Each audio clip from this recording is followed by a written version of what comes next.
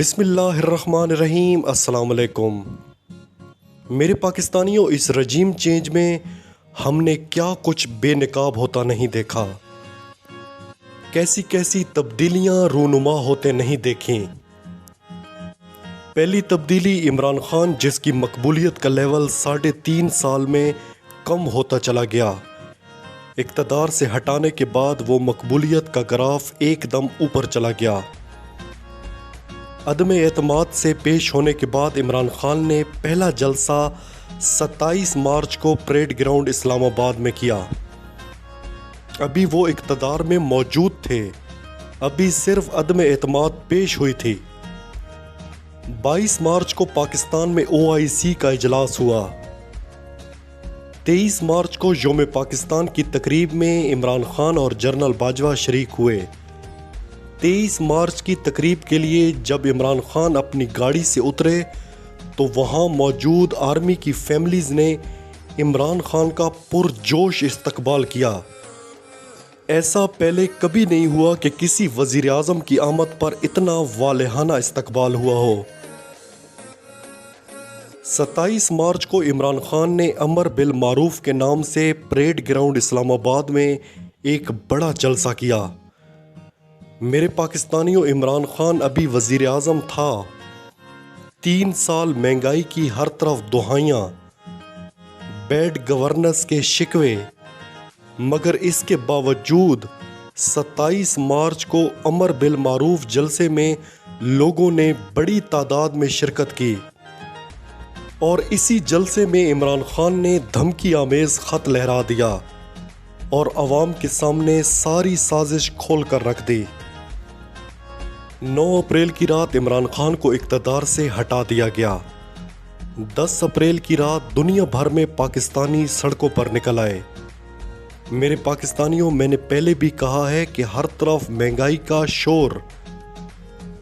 तहरीक इंसाफ के लोग सोचते थे कि हम 2023 के इलेक्शन में अवाम को क्या मुंह दिखाएंगे। अवाम के दिल एकदम कैसे फिर गए। अगर अवाम के दिल इमरान खान की जानिब ना फिरते तो मेरे पाकिस्तानियों, इमरान खान का सियासी कैरियर ख़त्म हो जाना था।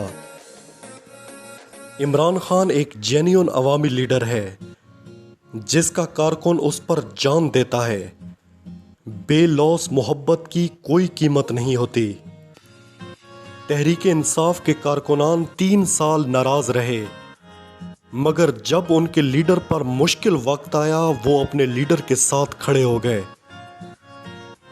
अवाम अंदर से जानती थी कि इमरान खान एक मुखलिस लीडर है। अगर उसे मुकम्मल मौका दिया जाए तो वो पाकिस्तान की तकदीर बदल सकता है। और फिर सबसे बड़ी करम नवाजी अल्लाह की होती है। दिल फेरने उसी के इख्तियार में होते हैं। अगर अवामी ताकत इमरान खान के साथ ना होती तो ये कब का इमरान खान को उड़ा चुके होते। दूसरी सबसे बड़ी तब्दीली ये आई कि ये सारा निज़ाम बेनकाब हो गया। किस तरह लोगों के ज़मीर खरीदे गए, किस तरह 13 पार्टियों को जोड़कर हुकूमत बनाई गई। जिन लोगों पर करप्शन के केसेस थे उन्हें वजारतों पर बैठा दिया गया। महंगाई में दिन ब दिन इजाफा होता चला जा रहा है। मईशत का बेड़ा गर्क हो गया है। इन 5-6 महीनों में वो मजहबी जत्थे भी बेनकाब हो गए जो इमरान खान के दौरे हुकूमत में मजहब का लिबादा ओढ़कर सड़कों पर इंतशार फैलाते थे, जो कहते थे फ्रांसीसी सफ़ीर को निकालो। अब तो फ्रांस से इमदादें भी ली जा रही हैं और ताल्लुकात भी बढ़ाए जा रहे हैं। फ़र्ज़ किया अगर यही इमरान खान करता तो ये लोग क्या करते, मगर अब इन्हें सांप सूंघ गया है। पाकिस्तान को धमकियां देने वाले डोनाल्ड लू से मुलाकात, इसराइल से राब्ते, मेरे पाकिस्तानियों, सब कुछ बेनकाब हो गया। ये सारे तजर्बाकार, फनकार, जमहूरियत के चैंपियन सब बेनकाब हो गए। जो लोग सियासत में दौलतमंद होने के लिए आते हैं वो कभी नजरियाती और जमहूरी नहीं हो सकते।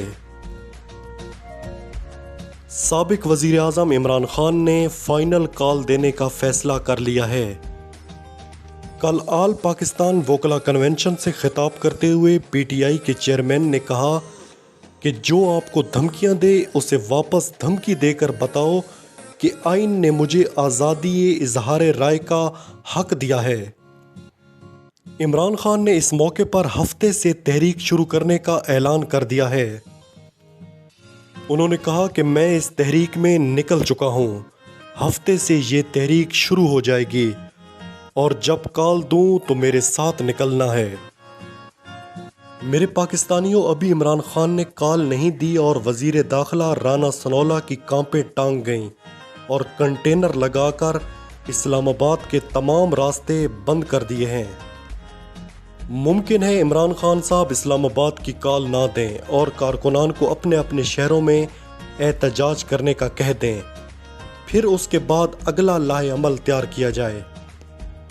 इस वक्त भी बैकडोर में मुज़ाकरात जारी हैं, क्योंकि इमरान खान के सामने जो शराइत रखी जा रही हैं वो उन्हें किसी कीमत पर मानने को तैयार नहीं हैं और उन्हें लग रहा है कि तराजू का पलड़ा नवाज शरीफ की तरफ झुक रहा है, नवाज शरीफ से भी ज़्यादा मरियम की तरफ। मरियम नवाज को भी वज़ीर आज़म बनाने की तैयारियां की जा रही हैं।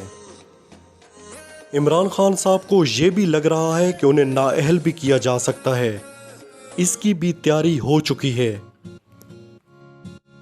तहरीक इंसाफ के सेक्रेटरी जनरल असद उमर का कहना था कि अगर अदालत में इमरान खान को बात करने का मौका दिया गया तो वो मुआफ़ी मांग सकते हैं। उन्होंने कहा कि हमारा तज्ज़िया ये है कि ऐन मुमकिन है इमरान खान के खिलाफ कोई फैसला करने का इरादा है। असद उमर ने कहा कि इमरान खान तौहीन अदालत केस में जा रहे हैं, मुआफ़ी का लफ्ज़ इस्तेमाल करना भी एक मसला है। अदालत बता दे कि इनको मुआफ़ी के लिए किस तरह का लफ्ज़ इस्तेमाल करना चाहिए। अपना ख्याल रखिएगा। अल्लाह हाफ़िज़।